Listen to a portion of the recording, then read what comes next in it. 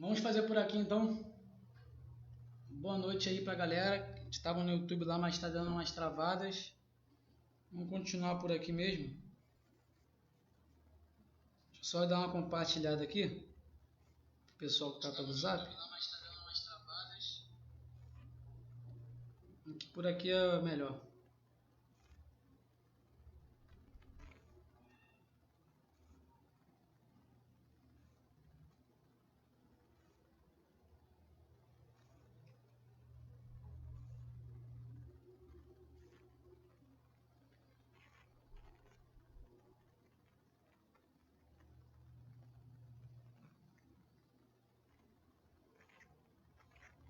Acabamos de compartilhar aqui.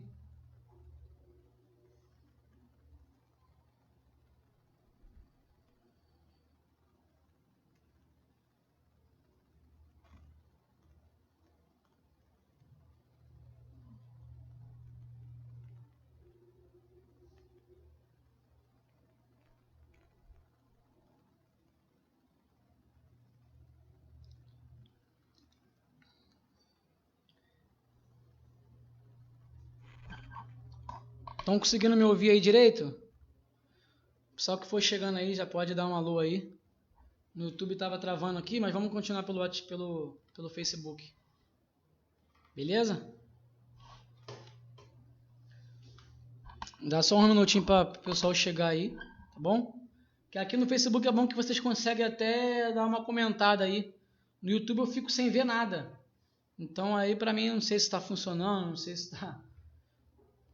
Mas vamos lá. Vamos continuar para a gente poder avançar, para a gente não perder tempo. Todo mundo chegou aí? Beleza? Então vamos lá então. Como a gente veio falando, a gente está fazendo um panorama. Tudo começou com um desejo de Deus para que ele habitasse no meio do povo. E eu vou colocar aqui de novo.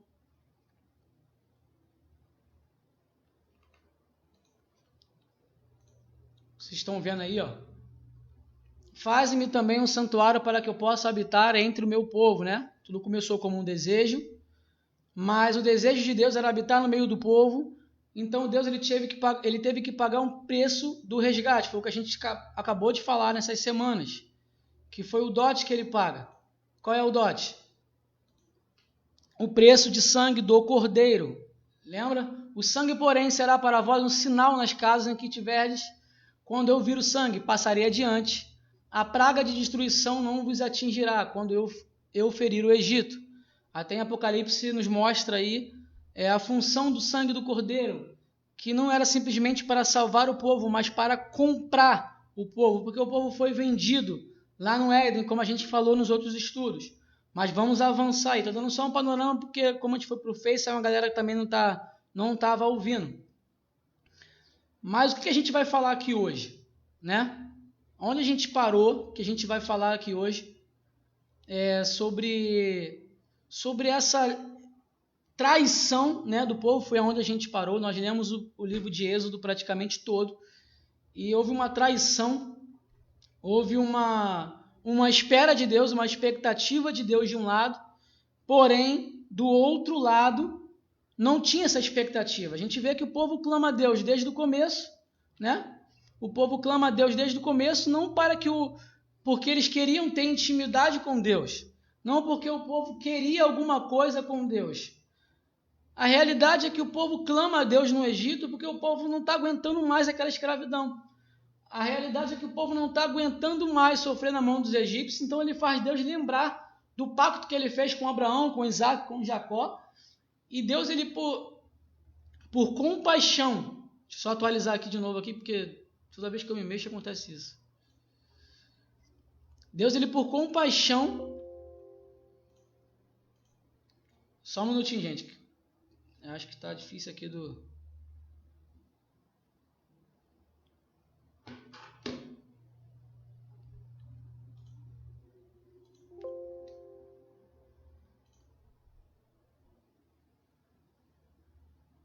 Só um minutinho que eu estou voltando aqui o... Pronto.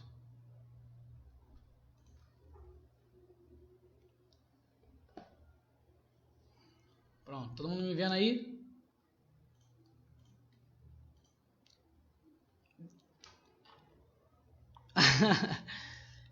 Deus, por compaixão, ele salva o povo. Só que a intenção de Deus não era só salvar o povo. Deus queria algo mais do que simplesmente a salvação. Deus salva por compaixão, porém ele quer habitar no meio do povo. Foi o que a gente leu aqui. A gente fez uma leitura na semana passada sobre o Êxodo, né? Sobre o que aconteceu entre o povo e entre Deus. A gente viu que todo momento Moisés ele quer ter ele é o intermediário entre Deus e o povo. Moisés sobe no monte, ouve o que Deus quer do povo. Moisés desce do monte, fala para o povo o que Deus quer. O povo vai lá e responde. Moisés pega o que o povo respondeu, sobe no monte de novo e fala com Deus o que o povo respondeu. Ele fica fazendo essa mediação. Ele sobe e ele desce o monte. Ele sobe para falar para Deus o que o povo falou e ele desce para falar com o povo o que Deus falou para o povo. Então, na verdade, Deus queria o povo e Moisés é o canal de Deus se achegar até o povo. Isso aí fica bem claro, a gente falou semana passada, porque Moisés ele não era simplesmente um homem comum, ele está como sumo sacerdote. E a gente viu que, findando tudo isso, toda essa comunicação entre Deus, o povo abre bem a boca e fala para Moisés: Moisés, avisa para Deus que tudo que ele falar, nós faremos, tudo que ele nos mandar, nós obedeceremos. Porque o povo está com a cabeça fresca, o povo já viu o mar abrir, o povo ganhou guerra, o povo saiu do Egito, viu as 10 pragas. Então o povo teme o Senhor dos Exércitos, o povo teme, e o povo ele responde para Moisés mediante ao que ele está temendo. Moisés, tudo que Deus mandar, nós faremos. O povo fala isso unânime, a gente viu isso semana passada. Até o momento que Deus ele não é o povo que pede para Moisés que quer falar com Deus. Deus, ele fala para Moisés preparar o povo, porque Deus quer falar com o povo. Ele fala: Moisés, manda o povo se preparar, porque eu vou descer no monte. E o povo vai ouvir eu falar, para que eles acreditem na tua sinceridade. Porque até então o povo só ouve da boca de Moisés. Então Deus quer provar para o povo a sinceridade de Moisés, que era verdade. Então Deus decide descer, falamos semana passada, para falar com o povo. Só que exige uma série de preparação, porque Deus é santo. Ele vai descer o tabernáculo dele, o tabernáculo principal, e o povo ainda não conhece. Então Deus cria uma série de ritual que nós falamos, eu não vou repetir aqui. O povo tem que ficar ao pé do monte, o povo tem que fazer um jejum. Quando Deus desce, em meio a trovões, em meio a relâmpagos, o que acontece? O povo teme, mas não é aquele temor de saber que Deus é grande, mas o povo tem um pavor, a ponto de o povo falar assim: Moisés, por favor, fala você para nós não queremos que ele fale para nós, porque o povo temeu a forma com que Deus se manifestou. Só que é engraçado, falamos isso semana passada, então estamos recapitulando, o pessoal está chegando agora, que Moisés, ele teme a manifestação de Deus, porém Moisés entra na nuvem, ele entra em meio à nuvem escura, ouvindo relâmpagos, ouvindo trovões, ele entra, porque o temor de Moisés não é o medo do povo. A gente colocou um versículo também sobre 1 João que diz que no amor não existe medo. Por mais tenebroso que pareça, Moisés conhece o Eterno, ele conhece quem está chamando ele por meio da nuvem, e o temor de Moisés é um temor, mas de alguém que ama. É bem diferente do pavor que o povo sente, e o povo não quer, porque como a gente falou, não é o povo que está querendo falar com Deus, não é o povo que está querendo ir até a Deus, é Deus que está querendo descer para falar com o povo. Isso ensina para nós que às vezes nós achamos que nós é que vamos até Deus pedir perdão, ou que nós que vamos até Deus para, sei lá, porque queremos alguma coisa. Não, irmãos, na verdade foi Deus quem desceu. Deus demonstrou um desejo, Deus pagou o dote pelo povo. Estamos falando de uma aliança, e a aliança semelhante à aliança de casamento, e a gente vai ver sobre isso. Isso foi o que a gente falou semana passada. E o povo ele tem pavor, ele não quer subir porque o povo não ama, o povo tem pavor. Semelhante a Adão, que quando Deus ele vem no jardim, ele chama o Adão teme e se esconde, porque é um temor de punição, porque quem está errado, um temor de quem acabou de fazer uma besteira, é isso que 1 João fala. E é o mesmo temor que Adão sente, e ele vem e se esconde, porque ele não tem intimidade com quem está chamando ele. Então é bem diferente, eu não vou desrespeitar o Eterno, porque a presença dele causa temor, a presença dele é muito grande, isso é fato. Porém, ao mesmo tempo que eu temo, eu entro na presença porque eu amo quem está me chamando. Não é aquele outro extremo que eu entro de qualquer maneira, porque também não é assim. E vou colocar uma imagem aqui para vocês que demonstra o desejo de Deus, o que ele queria com o povo. Em Êxodo 31, 17, ele fala assim, repetindo, será um sinal de união eterna entre mim e os filhos de Israel. O que Deus queria com o povo era uma aliança, uma aliança de uma união eterna. Presta bem atenção nisso. Em Êxodo 5:1 também eu frisei embaixo na imagem que está aparecendo para vocês. Agora aí, ó. Assim diz o Senhor, Deus de Israel, deixa ir o meu povo, para que me celebre uma festa no deserto. Tudo que Deus queria é celebrar uma festa. Ele fala de aliança e ele fala de uma festa. Como nós falamos semana passada, é um Deus que está armando um casamento entre ele e o povo. Vamos continuar então. Eu separei aqui uns textos, nós vamos ler agora aqui. Eu não vou colocar aqui na tela, mas a gente vai ler aqui, Êxodo 32.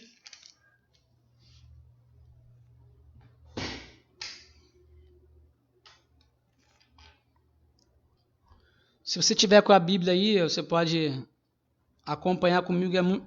Seria bom se você acompanhasse, para a gente entender o cenário que a gente parou semana passada.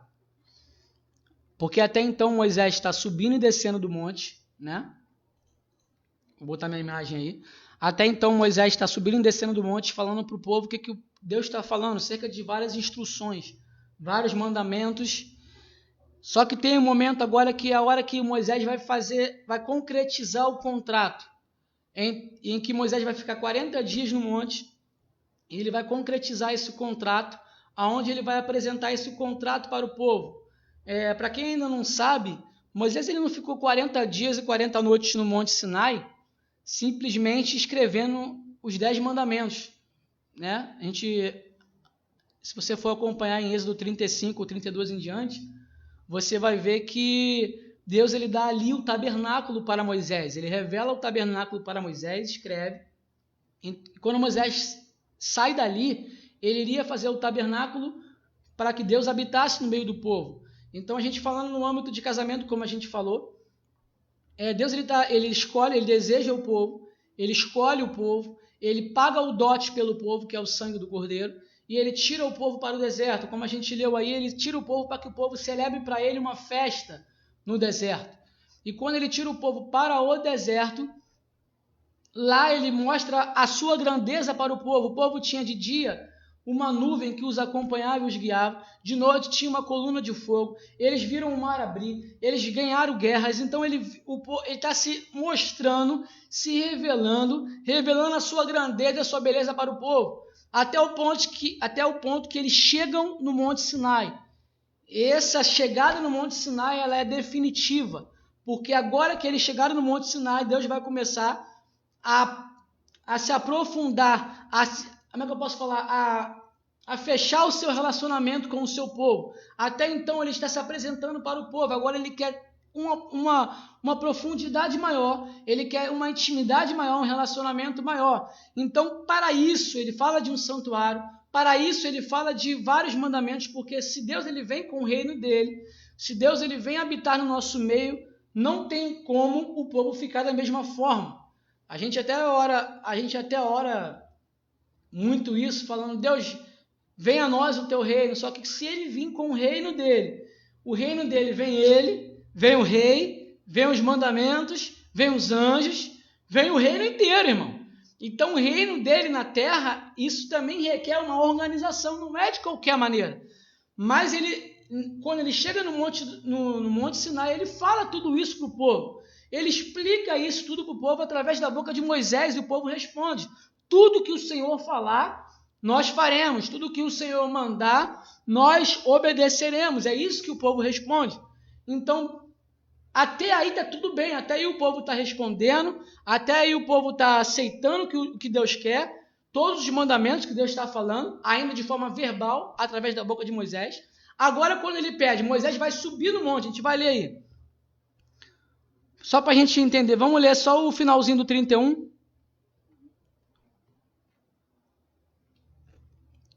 Êxodo 31, 18. Que depois que Moisés sobe, ele fica 40 dias no monte.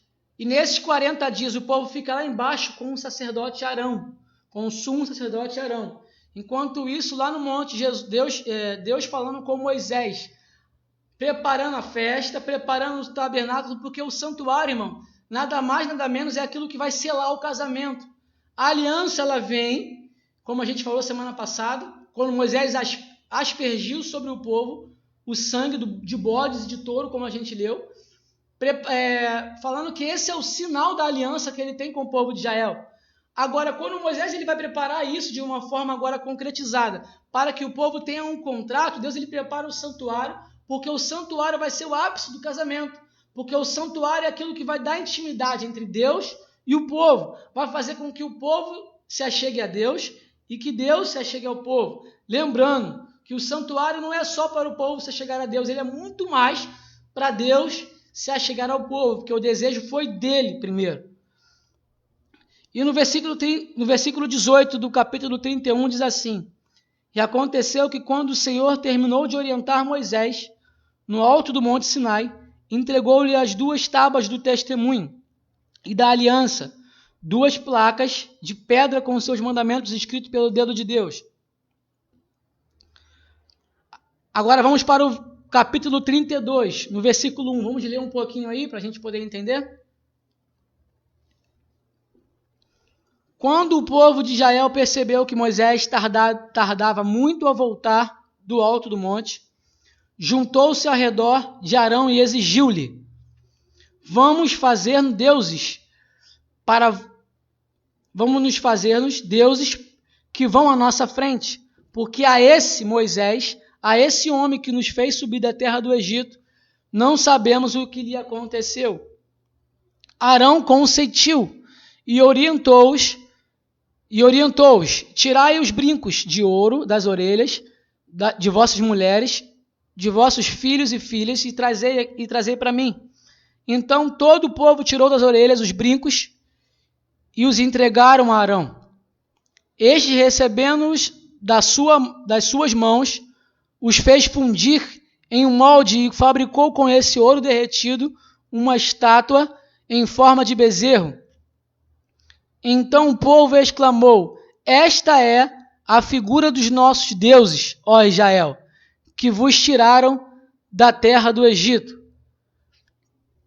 Aqui, se você entendeu o que você acabou de ler, por causa da demora de Moisés, o povo não suporta esperar, e ele pede a Arão para fazer deuses, para que vai à frente dele, ou seja, eles se veem sem Deus nenhum.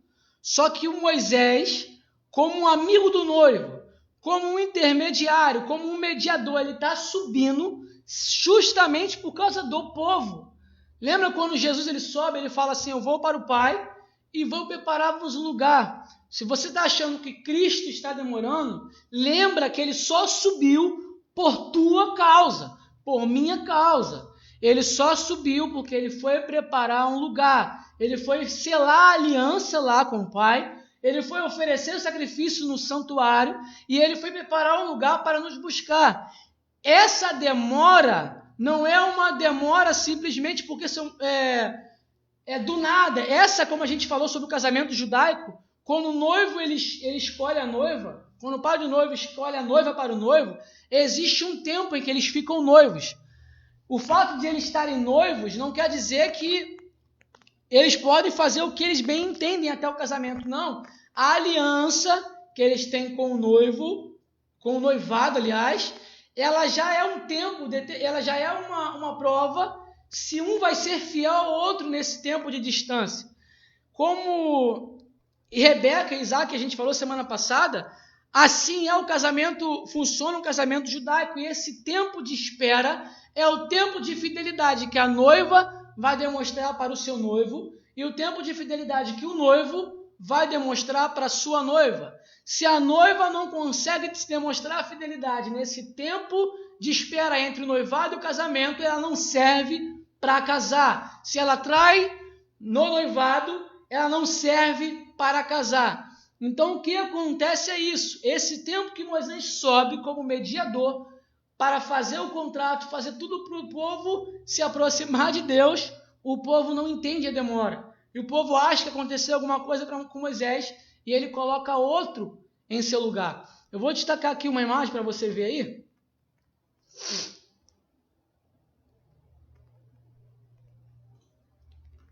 Vê se você está conseguindo ver aí. Antes de a gente ler, eu até abri aí para a gente ler.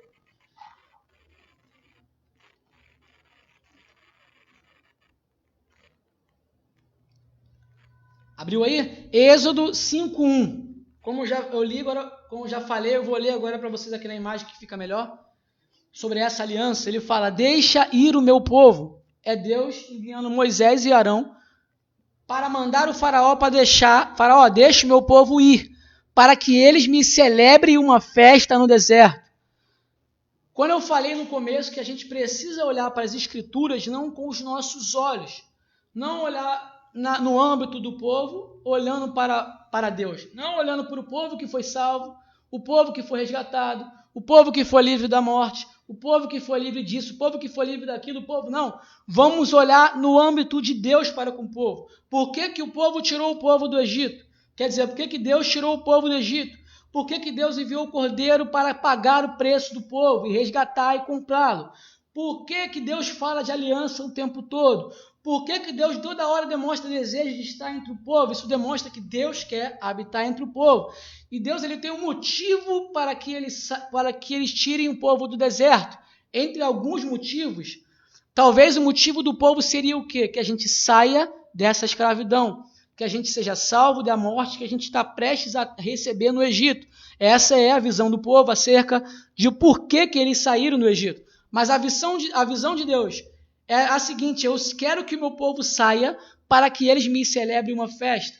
O povo está vendo salvação da morte e Deus está vendo um casamento. Isso é tremendo. Enquanto o povo está vendo salvação da morte, só a salvação momentânea, Deus está vendo um casamento que ele está tendo com o povo, ou que ele está pretendendo ter com o povo. E ele fala: deixe meu povo ir, faraó, porque eles precisam me celebrar uma festa no deserto. Só que quando a gente chega nesse cenário de Êxodo 32, a gente vê que o povo não aguenta esperar. A gente está vendo que o tempo em que o povo deveria estar sendo fiel a Deus, eles levantam uma outra pessoa. Se tem um encontro marcado, irmãos, isso é exatamente depois de 40 dias. A Bíblia ela repete muito o número 3, terceiro dia. Ela repete muito no sétimo dia, o número 7. Ela repete muito 40 dias e 40 noites, como aconteceu com Noé, o jejum de Cristo, várias passagens.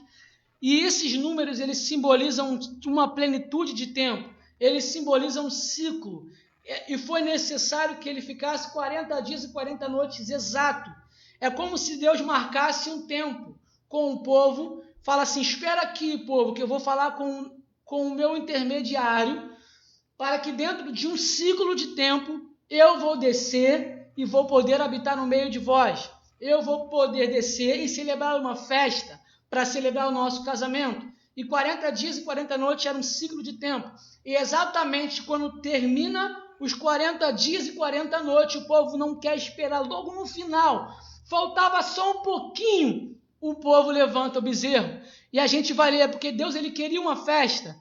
E olha o que acontece no dia exato que Deus ele marcou uma festa. Deus ele marcou uma festa com o povo no monte, no deserto, no Sinai, depois de 40 dias em que Moisés estivesse com ele. E exatamente nesse dia, no dia do aniversário, vamos falar assim, no dia do casamento, ou da proclamação da aliança, olha o que acontece. Eu vou colocar na tela para vocês verem aí.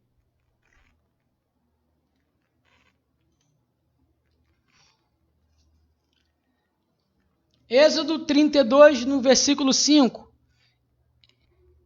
Nós lemos que Arão pegou os brincos, todos os utensílios do povo, e o Arão ele moldou, o Arão ele fez, ele levantou o bezerro. O Arão, como sacerdote, ele pode fazer isso. Todo o povo está errado, irmão. Mas quem será cobrado é esse camarada aí. Falamos semana passada sobre a semelhança entre Arão e Adão. Eu até confundo às vezes aí como eu falo, porque isso é extremamente importante a gente falar. Porque aqui Deus está denunciando o que aconteceu no jardim. O que o Adão fez? Usando a imagem do povo, usando o relacionamento dele com o povo, usando a imagem do sumo sacerdote Arão. Deus ele quer denunciar o que aconteceu no jardim. E olha o que acontece.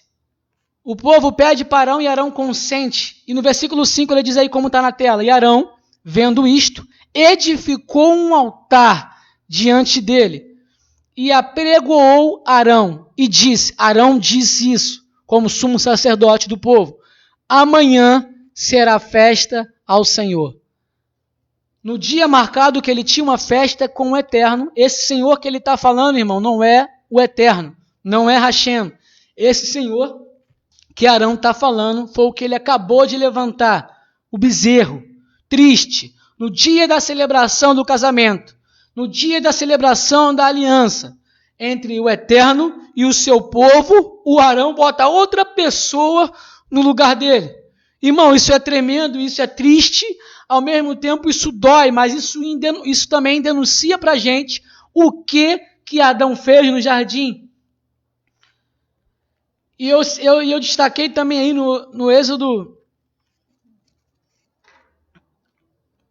Deixa eu abrir aqui que saiu aqui. Eu destaquei também aí no Êxodo 32, 17, aí embaixo que diz, ouvindo Josué. Acho que a live não saiu não, né?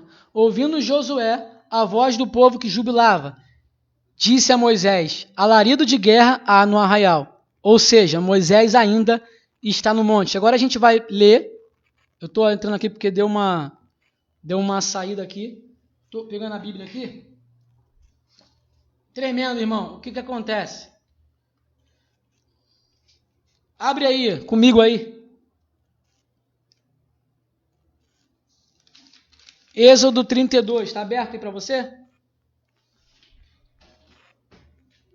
Deixa eu abrir aqui no meu celular aqui. Para a gente poder ler junto. Cara, é extremamente importante a gente ler junto isso. Agora vamos passar para o versículo 6. Foi que o Adão acabou de falar isso que a gente colocou na tela. No dia seguinte, todo o povo se levantou bem cedo. Ofereceram holocaustos e trouxeram sacrifícios de comunhão. Todas as pessoas assentaram-se para comer e beber. E mais tarde, levantaram-se para se divertir. Então, no versículo 7, o Eterno avisou Moisés, faz depressa, porque o teu povo, que ajudaste a subir da terra do Egito, perverteu-se. Com muita facilidade e rapidez, desviaram-se do caminho que eu lhes havia ordenado. Fizeram-se para si um bezerro de metal fundido, e o estão adorando, e lhe estão oferecendo louvores e sacrifícios. Deixa eu só voltar aqui, porque parece que saiu aqui.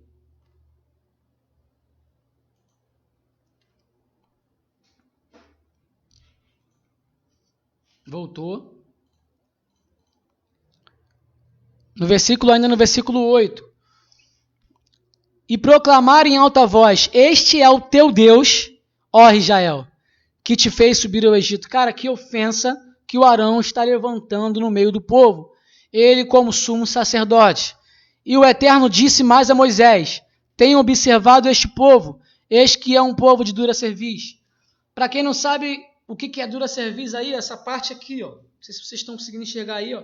Na nossa cervical, o povo ele tem dificuldade de se dobrar. O povo tem dificuldade de se prostrar. Isso significa que o povo era de dura cerviz. O povo é orgulhoso, irmão. O povo é teimoso. no versículo 10 ele diz: agora, portanto, deixa-me para que se inflame contra eles a minha ira e eu os consuma. Todavia, mais tarde farei de ti uma grande nação. Presta bem atenção nisso que a gente acabou de ler. Eu vou colocar aqui na tela. Primeiro, vamos falar sobre essa... Por que eu estou comparando com Adão? Vamos abrir aí em Oséias, eu vou colocar na tela aí. Vocês estão conseguindo ver aí, ó? Coloquei na tela. Oséias, capítulo 6, versículo 7, diz assim: mas eles transgrediram a aliança, como fez Adão, ou como Adão, se portaram aleivosamente contra mim. Estão conseguindo ver aí na tela? Mas eles transgrediram. Quem está comparando não sou eu, é Deus, que compara o que o povo de Israel fez ao transgredir a aliança com o que Adão fez lá no início. Transgredindo a aliança. Shalom. Transgredindo a aliança. Então, é uma denúncia que Deus está fazendo. Tudo se repete, irmão. Os erros se repetem. O Arão está simbolizando o sacerdócio de Adão, o que faliu, o que transgrediu. Ambos transgrediram a lei. E a gente vai começar a ver agora uma das semelhanças entre Adão e Arão nessa postura. Primeiro que a gente vai ver que o Arão ele coloca a culpa no povo. Vamos ler sobre isso agora. Vamos continuar lendo aí em Êxodo, né, o que a gente parou. Não, aliás, deixa eu botar essa imagem aqui para você ver.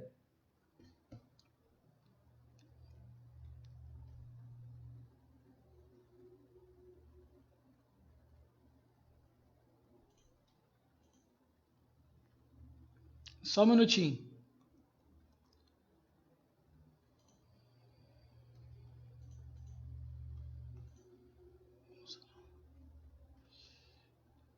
Celebre, eu estou conseguindo colocar aqui não, mas vamos continuar assim mesmo. O que aconteceu aqui? Quando Moisés, eu botei na tela aí, mas eu vou falar ainda, vou explicar o que Moisés fala. Quando Deus fala para Moisés assim: Moisés, no entanto, suplicou ao Eterno, seu Deus, e disse: por que, ó Eterno, se acende o teu furor contra o teu povo, que tiraste da terra do Egito, por meio do teu braço forte e muitos milagres? Estamos em Êxodo 32, né? No versículo 10 ele diz assim: agora, portanto, deixa-me, é Deus falando com Moisés, para que se inflame contra ele a minha ira, e eu os consuma. Todavia, mais tarde, farei de ti uma grande nação. O que Deus propõe? Caramba, saiu de novo aqui. Deixa eu entrar de novo aqui. Rapaz. Só um minutinho que saiu aqui de novo.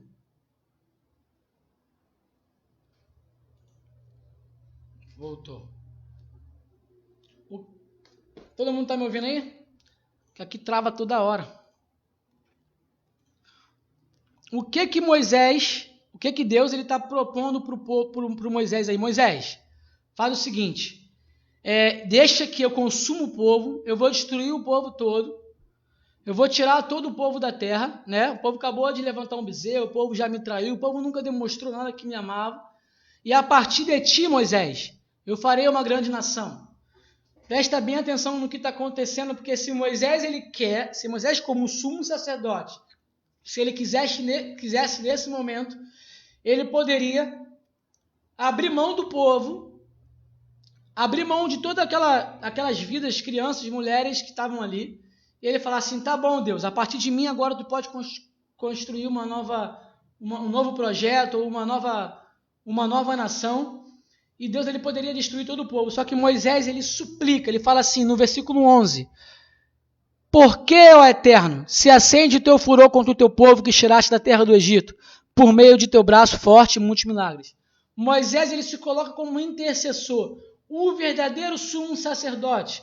Se por um lado tem um sumo sacerdote, que ao invés de estar levando o povo até Deus, ele atende o que o povo está pedindo, e ele levanta um bezerro que justamente é a ofensa, é uma ofensa contra o próprio Eterno. Por outro lado, tem um outro sumo sacerdote, que o povo merece a morte, e esse outro sumo sacerdote está sendo totalmente fiel a Deus. Tudo que Deus fala, ele obedece. Tudo que Deus manda fazer, ele faz. E agora ele tem a oportunidade de largar de mão o povo, só que ele não faz. Porque esse tipo de sumo sacerdote está prefigurando a Cristo. Jesus, com 30 anos de idade, ele se batiza, ele enterra o velho Adão, ele não enterra o velho homem dele porque ele não tem velho homem, ele enterra a velha natureza, o velho Adão, e ele surge uma nova criação. Aos 30 anos de idade, como sumo sacerdote, com idade para ser o sacerdote da terra, ele se apresenta para Deus e Deus diz: esse é meu filho amado, em quem eu tenho prazer. A partir dali, Deus ele poderia acabar com a humanidade inteira, a humanidade que o ofendeu, e a partir de Cristo, ele poderia fazer de Cristo uma grande nação. Só que Jesus ele fala o seguinte, ele fala: eu não vim para mim. Ele fala: eu vim para morrer, eu vim para salvar e resgatar aquilo que está perdido. Foi para isso que Jesus veio. E ele mesmo disse: se o grão de trigo caindo na terra não morrer, ele fica só. Mas se morrer, dá muitos frutos. Então Jesus veio para morrer, para salvar o povo. E Moisés prefigurava ele como um sacerdote que se coloca no meio de Deus e do povo, que se coloca como a própria oferta. A gente vai ver isso aí no versículo, vamos aí no 32.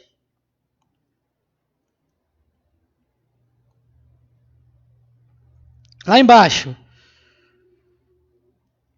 Deixa eu achar aqui.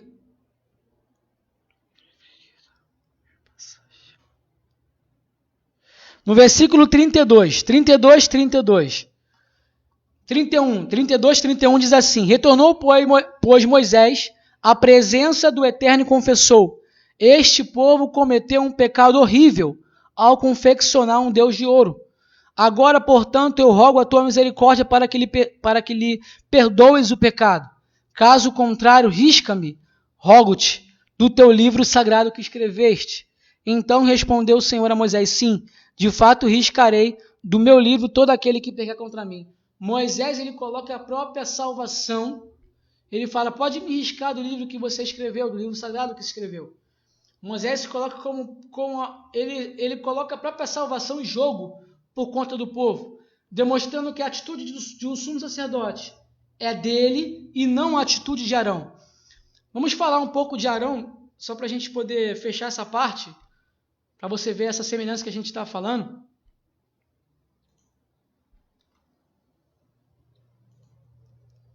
Eu vou abrir com vocês aí. Caraca, é muito ruim, cara. Tô cheio de tudo aberto aqui para mim.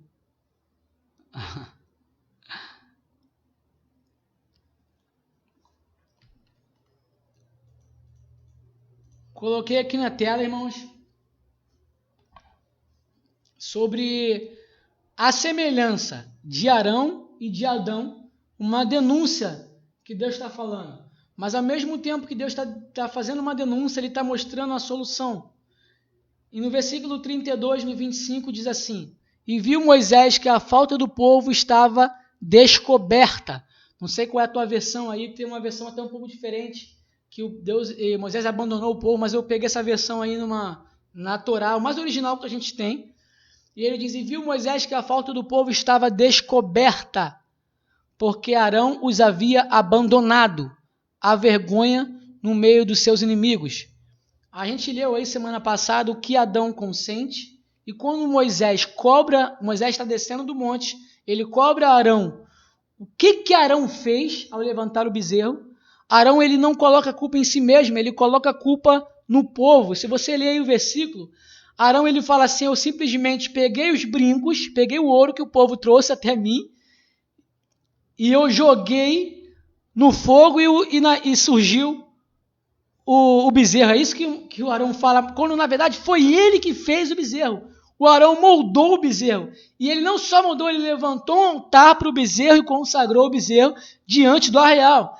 Só que quando ele é pego por Moisés num ato, quando Moisés desce com as tábuas, ele quebra as tábuas, como a gente conhece essa passagem, o Arão ele passa a bola, assim como o Adão fez. Adão colocou a sua culpa na mulher, Adão colocou a sua culpa nas pessoas, enquanto o Arão coloca a culpa no povo. Ele diz que ele só fez aquilo ali por causa do povo, só que o próprio Adão cultua o bezerro, a gente viu claramente.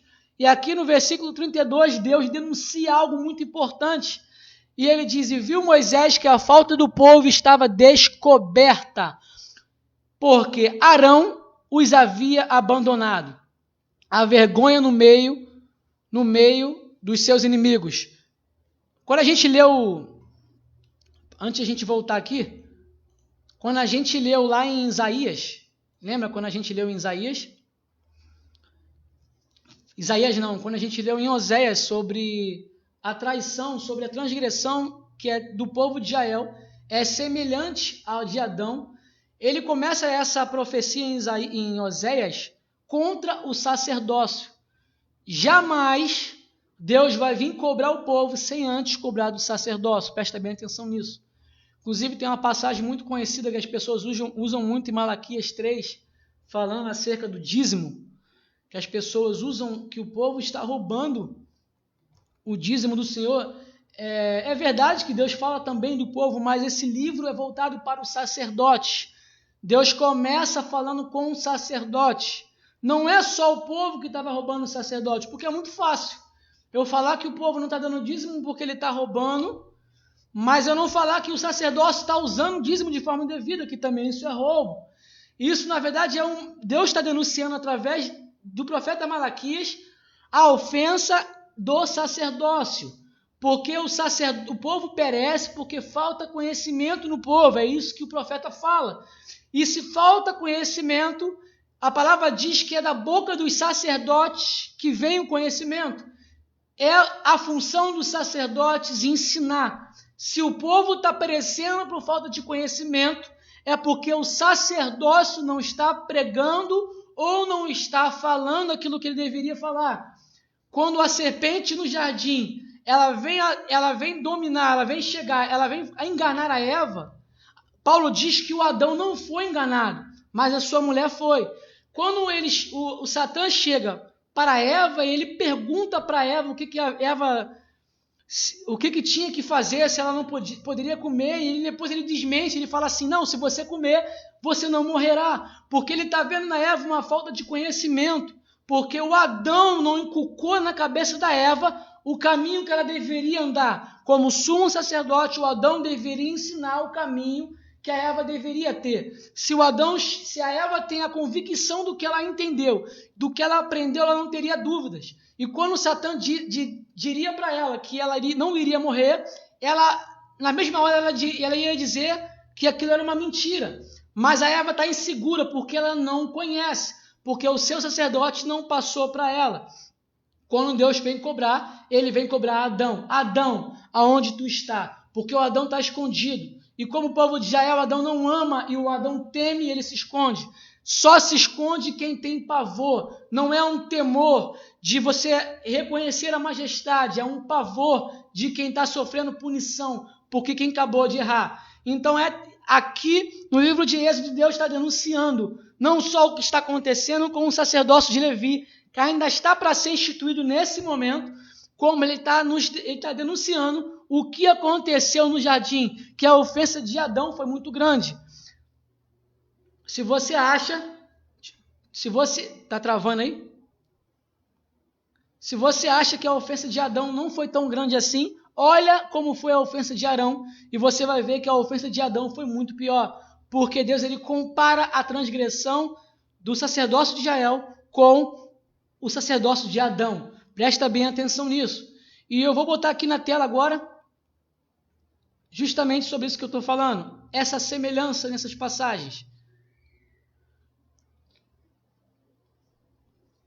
Porque aqui, como eu acabei de falar, e viu Moisés que a falta do povo estava descoberta. Quando Moisés desce, Moisés vê um povo perdido, um povo envergonhado, como se eles estivessem nu, despido. O Adão faz com que o Adão não, é semelhante, mas o Arão, ele abandona o povo e o povo fica despido, fica envergonhado em meio aos seus inimigos. Presta bem atenção nisso. E é o que está acontecendo, e é o que aconteceu no jardim, e é o que está acontecendo agora na chegada de Moisés, e pega o povo com a boca na botija, pega o povo com o joelho dobrado diante do bezerro. E o Moisés denuncia, porque Arão os havia abandonado. A culpa que Moisés coloca é em Adão, é no sumo sacerdote. O povo vai ser, como é que eu posso falar? Vai sofrer juízo? Vai. Porém, o povo ainda vai ter uma relevância a mais, uma tolerância a mais, porque a culpa é do sacerdote. Se o povo chega no sumo sacerdote e fala que quer levantar o povo, se o sacerdote está cheio do Espírito Santo, e ele fala assim, povo, acalma, que Moisés está descendo já. Creia, espera, o povo não ia levantar o bezerro. Mas o sacerdócio é tão falido, é tão parecido com o de Adão, que ele não só acata, como ele mesmo se dobra diante do altar do bezerro. E eu separei um outro versículo, mas antes disso nós vamos ler no Êxodo 32 em diante, depois do 25. Eu botei o 25, mas vamos ler o 26 agora. Moisés ficou em pé no meio do acampamento. A gente vai falar isso mais para frente. Por que ele fica em pé no meio? E também tem a ver com o tabernáculo, que era posto no meio do acampamento. Quem for do Eterno, vem a mim. Todos os filhos de Levi reuniram-se diante dele. Para finalizar essa parte, eu só quero destacar só essa questão aí, ó, porque antes do Monte Sinai, eu vou dar esse pouquinho aí para a gente poder falar nas outras semanas. Eles têm um encontro com Jetro. Não sei se vocês lembram disso, a gente leu isso na semana passada. Ele tem um encontro com Jetro, onde ele celebra uma ceia com Jetro, ele põe vinho, e o Jetro era sacerdote, segundo a ordem de Melquisedeque. Vamos falar também sobre isso. E ele está passando o bastão para Moisés, e ele dá a instrução para Moisés, e Moisés acata a instrução de Jetro. Logo depois eles param no Sinai. Depois que o sacerdote de Jetro, de Melquisedeque, ele passa o bastão, porque não pode ter dois sacerdotes, ficar permanente na terra. Enquanto um está, o outro não está. Enquanto um chega, o outro tem que sair. O sacerdote de Melquisedeque, através de Jetro, ele está passando a bola para Moisés. E Moisés, ele no Monte Sinai, ele começa um sacerdócio, ele levanta líderes. Eu me arrisco a dizer que não era só para ser os levitas, porque ele levanta líderes no meio de todas as tribos, cabeça de todas as tribos, no meio de Israel, para serem os seus juízes. Ele chama eles de juízes, para que qualquer ofensa que acontecesse, por exemplo, na arraial, dentro da tribo de Judá, não precisasse vir até Moisés, simplesmente fosse até o seu líder da tribo e esse líder iria resolver. Somente se esse líder dessa tribo não pudesse resolver, aí sim passaria para Moisés. Moisés está como sumo sacerdote e eles estão como seus sacerdotes. E eu repito muito isso que Moisés é sumo sacerdote, mas as pessoas falam assim, mas onde está escrito isso? Moisés, ele é claramente sumo sacerdote. A gente falou semana passada que ele proclama uma aliança, ele quem asperge o sangue da aliança, mas eu não vou falar isso agora para a gente não perder tempo. Mas a gente só precisa entender o cenário de sacerdócio que a gente está convivendo aqui. E agora no Monte Sinai é onde vai ser levantado o sacerdócio da terra. O sacerdócio quer dizer dentro da tribo de Israel, dentro da nação de Israel. Só que aqui, como a gente leu ali claramente, Moisés ele acusa o Arão, porque o Arão deixa o povo descoberto no pecado e envergonhado por causa do pecado que eles cometeram. Mas a culpa é do sacerdote Arão. E a gente leu aqui, vamos continuar lendo, que Moisés fica em pé e ele pergunta para o povo, quem for do Eterno, vem a mim. Isso significa o quê? Isso significa, irmãos, que Deus ele ainda dá uma oportunidade para o povo. Aqui vai ter várias mortes, mas Deus dá uma oportunidade para o povo de Israel todo mundo ali poderia ir até Deus ali. Moisés, ele se coloca no meio do povo e ele pergunta, depois daquela ofensa toda, lembra que Moisés iria por Deus, Deus destruiria, mas Moisés clama a Deus, fala, Deus, não lembra da aliança que tu fez com Abraão, não destrói o povo, eu vou falar com eles. E Moisés dá uma oportunidade para o povo de se reconciliar com Deus. O povo perdido, larga agora, povo, o Arão, aquele que foi um canal para que vocês todos entrassem nessa ofensa. Agora, quem for do Eterno, vem até mim. O outro sacerdócio, representado como Moisés, ainda estava na terra, e Moisés pergunta, quem for do Eterno, vem a mim. A partir daquele momento, todo mundo que fosse até Moisés, eu já estou imaginando Jesus aqui, porque você já pode imaginar, porque isso é uma prefiguração de Cristo. Naquele momento todo o povo poderia ir, mas o povo não vai. A palavra diz aí, vamos continuar lendo? Todos os filhos de Levi reuniram-se em torno dele. A gente vai ver isso mais para frente, essa arrumação no acampamento em volta do tabernáculo. Mas todos os filhos de Israel, de Levi, reuniram. Então, somente os filhos de Levi foram até Moisés. Os outros, mesmo depois de ter ofendido a Deus, vendo Moisés descer, não se arrependeram, irmão. Lembra que todo juízo que chega na terra, ele é antecedido por uma graça, uma oportunidade. Aí as pessoas falam que a graça só existiu no Novo Testamento. Mentira. Por exemplo, no dilúvio. O dilúvio foi um juízo que atingiu toda a terra, beleza. Mas antes disso teve a graça, que foi a arca. E Moisés levantou a voz e disse, todo mundo pode entrar na arca. Não importa quem for, quem matou, quem foi adúltero, não importa. Entra na arca, porque essa é a graça, não é pelas obras. Então, assim como foi lá, foi com Moisés também. Antes do juízo, para as pessoas não falarem que Deus é mau. Ah, Deus fez isso. Não, Deus falou, quem é do Senhor, vem a mim. Aí, a partir daquele momento, os filhos de Levi reuniram-se em torno dele. No versículo 27. Então ele proclamou, assim diz o Senhor, o Eterno, o Deus de Israel, agarre cada um de vós sua própria espada, percorre o acampamento todo, de tenda em tenda, e mate seu irmão, seu parente, seu vizinho e seu amigo. No versículo 28, e os filhos de Levi fizeram tudo segundo a palavra da ordem proferida por Moisés, e naquele dia morreram mais de 3.000 homens. Olha o que acontece. O povo de Israel escolhe a Deus, e ele agora passa a ser de Deus. A graça chegou a todos, irmãos. O arrependimento, ele é o princípio de todo outro passo que eu vou dar no Evangelho. Primeiro, o arrependimento. Primeiro, o reconhecimento que o que eu fiz foi errado. Se nenhum das outras tribos foram até Moisés, aquele momento ali foram até Moisés, é porque eles não se arrependeram. Sem arrependimento não tem sacrifício. O sacrifício de Cristo só alcança quem se arrepende. E naquele momento, só a tribo de Levi, ela vai até Moisés. E a gente aprende aqui nesse momento que agora é levantado a linhagem sacerdotal da tribo de Levi. Todos que vierem depois só poderiam ser sacerdotes ou sumo sacerdotes se fossem da tribo de Levi, especificamente filho de Arão. Mas que fosse trabalhar no santuário, teriam que ser da tribo de Levi. Porque Deus, ele escolheu a todos, porém eles escolheram a Deus. Eles ouviram o chamado, se arrependeram e foram. Por meio da desobediência, amém, mas por meio da graça. Aí você fala, mas eles mataram todo mundo. Deus é muito ruim, não, irmão. O juízo, ele é justo. Presta bem atenção nisso. Olha o que foi o tamanho da ofensa. Deus tirou o povo do Egito, o povo era para estar morto. Deus salvou, mostrou maravilhas, subiu para preparar uma aliança de um casamento para eles. Enquanto isso, o povo levantou outro.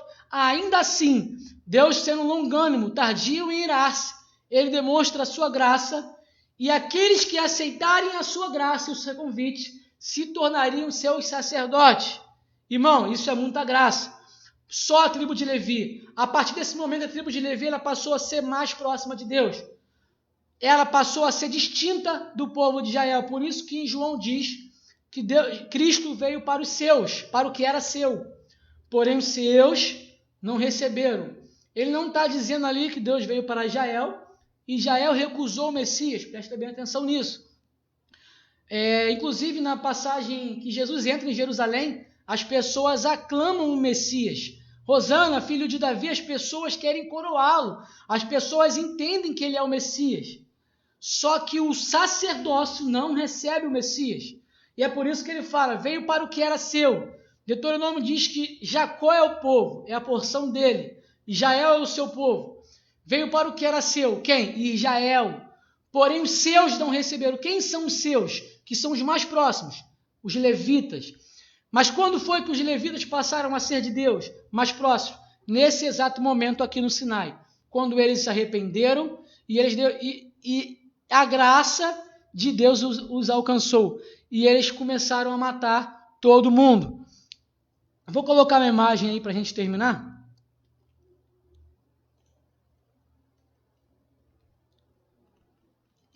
Sobre uma semelhança muito grande aí, uma comparação entre o sacerdócio de Melquisedeque e o sacerdócio de Arão. Até coloquei aqui uma ilustração, o sacerdócio de Melquisedeque sendo um cajado e o sacerdócio de Arão sendo uma espada. E você vê, não sei quem pensa aí que significa ser levita, não sei como é que as pessoas entendem sobre isso. Levita é quem toca no instrumento, toca música. Não, nada a ver com isso. Levitas são aqueles descendentes de Levi. Levi é um dos filhos de Jacó. E ele se tornou uma tribo que se dividiu no deserto. E levita é todos que nasceram descendentes de Levi. São chamados de levitas. O que acontece é que nesse momento, pós-bezerro de ouro, pós-idolatria, pós-pré-juízo, eles aceitam o chamado de Moisés, reconhecendo o seu erro, e eles se tornam agora um sacerdócio. Então, quem são os levitas? Eles são da tribo de Levi, que agora fazem parte do sacerdócio, fazem parte daqueles que trabalham no santuário, ainda que não tem santuário, porém eles já começam o seu trabalho matando, exercendo juízo sobre todo o povo que não aceitou. Vou mudar aqui a imagem.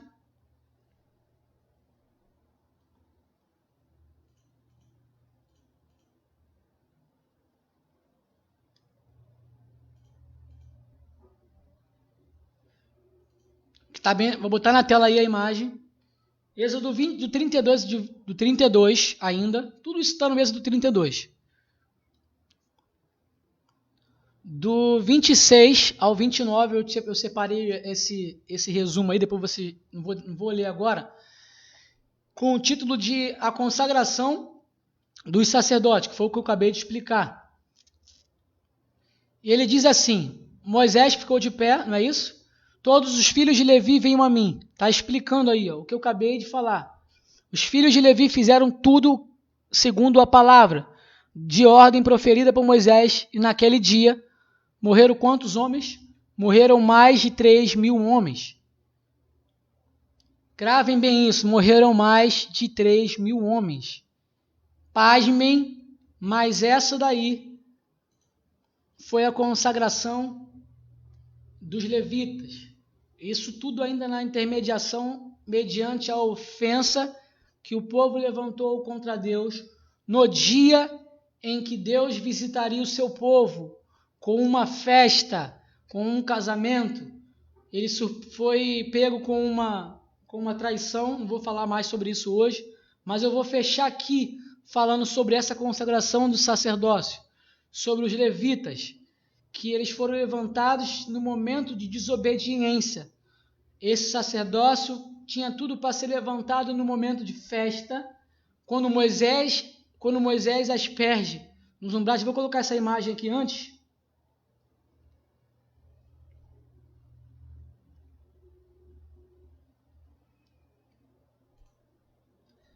Essa imagem aqui, quando Moisés, semelhante a Cristo, aqui em Êxodo 24, ele faz o quê? Então Moisés Então tomou Moisés aquele sangue e aspergiu. Que sangue é esse? A gente vai ler em Hebreus, depois eu posso falar para vocês depois nos comentários, que esse sangue é de bodes e de touros, de novilhos. E ele fala, então tomou Moisés aquele sangue e aspergiu sobre o povo e disse, eis aqui o sangue da aliança. Para quem acha que Moisés não é sumo sacerdote, que o Senhor tem feito convosco sobre todas essas palavras. O que acontece? Moisés, como sumo sacerdote, ele aspergiu no povo.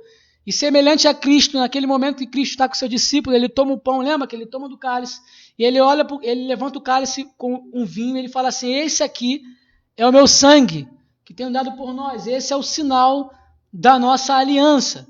É a mesma coisa que Moisés faz no deserto, ele asperge o sangue sobre o povo, e ele celebra uma aliança, isso antes de ele subir.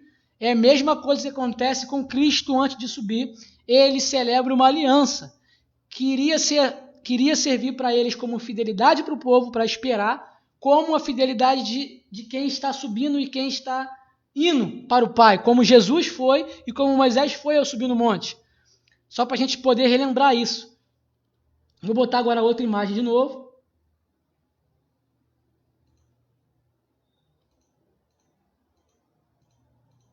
Deixa eu achar aqui.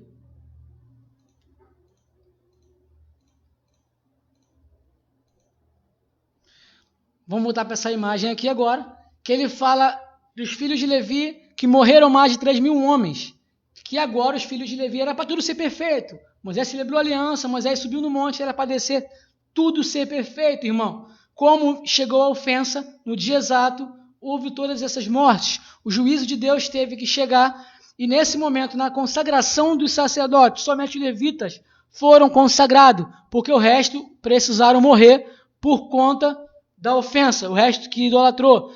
E nesse dia morreram mais de 3.000 homens. Em contrapartida, a gente vai olhar, eu vou botar a minha imagem aqui, em contrapartida, se você já se ligou, Jesus, né, já fazendo essa encaixe aí, Jesus, ele quando está celebrando a sua aliança, ele morre, ele celebra a aliança, ele morre, e ele ressuscita, ele fica 40 dias, lembra? Jesus fica 40 dias ainda ressurreto na terra, antes de ir para o Pai. E no período de 40 dias ele aparece para os seus discípulos, para aqueles que seriam seus sacerdotes. Ele aparece para eles durante 40 dias. E no final de 40 dias, ele vai para o Pai. Ele fala que para os discípulos irem pregar o evangelho por toda a Judéia e Samaria, os confins da terra. E ele vai para o Pai. E ali é levantado um sacerdócio.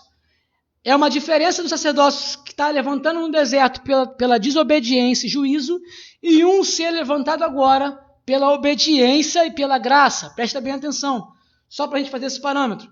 E eu vou abrir aqui com vocês para a gente ver essa diferença, porque quando começa a igreja, quando começa o sacerdócio agora, não mais da ordem de Arão, mas da mesma ordem que Cristo faz parte, qual ele é o sumo sacerdote, vamos falar mais para frente, os seus discípulos, os seus sacerdotes, eles são ungidos.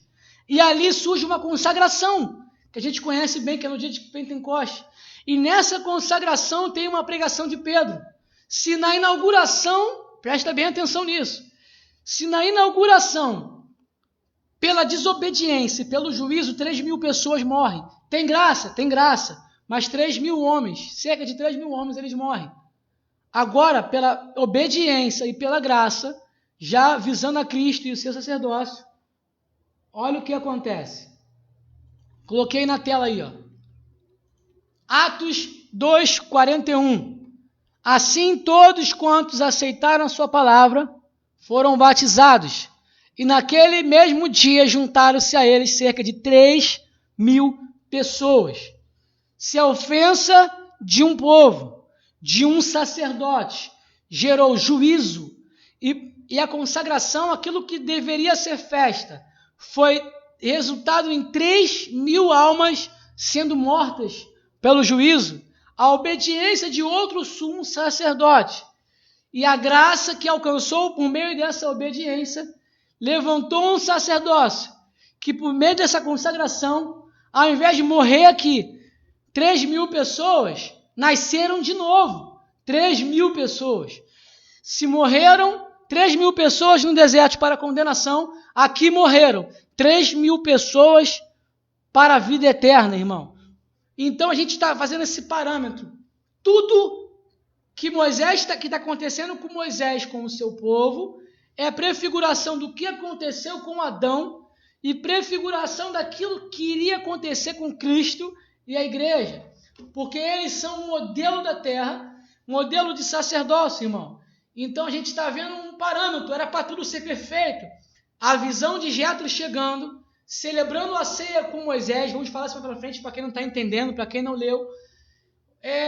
Aquela celebração de ceia, Moisés asperge o sangue, Moisés faz tudo, a festa que está sendo preparada é maravilhosa. Mas de acordo com Moisés, eles transgrediram da mesma forma que o Adão transgrediu. Graças a Deus. E o Arão, ele deixa o povo despido, ele deixa o povo sem roupa. A gente vê isso até a semelhança em João 10, na parábola. Quando Jesus está contando a parábola das ovelhas, e o Adão, ele simboliza ali o mercenário, que não tem amor pelas ovelhas. Ele vê o lobo e ele foge, porque ele não tem amor pelas ovelhas. Só que Cristo se intitula, eu sou o bom pastor dá a vida pelas suas ovelhas. Ele se coloca entre Deus e o povo. Ele não deixa o juízo chegar até o povo, como Moisés fez e como Cristo fez. Mas o Adão vendo, ele se esconde, ele foge, porque ele não tem amor pelas ovelhas. E é por isso que nessa parábola de João 10 ele vai denunciar também o mercenário, que não tem amor pelas ovelhas, como fez Arão, como fez Adão. A gente vai parar por aqui. É um pouco complicado para mim, porque eu estou mexendo em várias coisas ao mesmo tempo. 2 celulares, o computador. Eu tenho que me concentrar no que eu estou falando. E botar ao mesmo tempo aqui na tela é difícil. Se Deus quiser, a gente já vai poder se reunir na semana que vem. Mas que Deus possa abençoar vocês. Desculpe por esse transtorno que houve. Se eu errei, troquei alguma palavra, falei Adão no lugar de Arão, não tem problema. Isso aí está tudo em casa. Mas se eu falei alguma palavra, foi por conta disso mesmo. Mas eu tentei colocar todos os versículos aí na tela. Eu afirmei algumas coisas que as pessoas podem ainda não entender, como, por exemplo, Adão sendo um sumo sacerdote, Arão comparado a Adão, o que isso tem a ver? Para quem nunca ouviu falar de tabernáculo, para quem nunca ouviu falar de sacerdócio, eu sei que isso fica um pouco complicado de entender. Porém, a gente está começando a explicar isso com calma, semana após semana, para a gente entender esse cenário. Eu te convido a ler Êxodo, o livro de Êxodo, desde o versículo do capítulo 5, depois pula para o capítulo 25, capítulo 32, onde Deus fala com Moisés, para você entender o que eu estou falando, que hoje, na semana passada, a gente conseguiu ler direitinho, mas essa semana a gente não conseguiu ler, até por esses transtornos todos, mas que a gente entenda e leia, faça a leitura das Escrituras, não com a nossa ótica, olhando daqui para lá, mas olhando de lá para cá. Não porque o povo foi salvo, mas é porque Deus salvou o povo. A gente está vendo claramente aqui o tamanho da ofensa do povo. A gente está vendo o tamanho do desejo de Deus ter com o povo, de Deus celebrar uma aliança com o povo, de Deus estar junto do povo. E a gente está vendo uma displicência, uma negligência, ou sei lá, uma falta de vontade danada do povo de se relacionar com Deus. Quem não ama, não espera. Assim como Moisés subiu e demorou 40 dias para celebrar uma aliança para o povo mesmo, irmão. Jesus subiu e foi fazer a mesma coisa para nós. Quem não ama, não vai esperar. E esse período de noivado, ele serve ele serve justamente... Travou aqui, mas estou terminando já. Ele serve justamente para isso. Ele serve justamente para provar a fidelidade de ambas as partes. Não temos dúvidas, irmãos, da fidelidade de Deus para conosco. Mas e a nossa fidelidade para com Ele? Então é isso que esse tempo serviu para isso. Tivemos uma dificuldade aqui, mas não tem problema. Vamos ficar por aqui hoje. Que Deus abençoe vocês, tá bom? Eu estou todo enrolado aqui já. Valeu, irmão. Um abraço aí.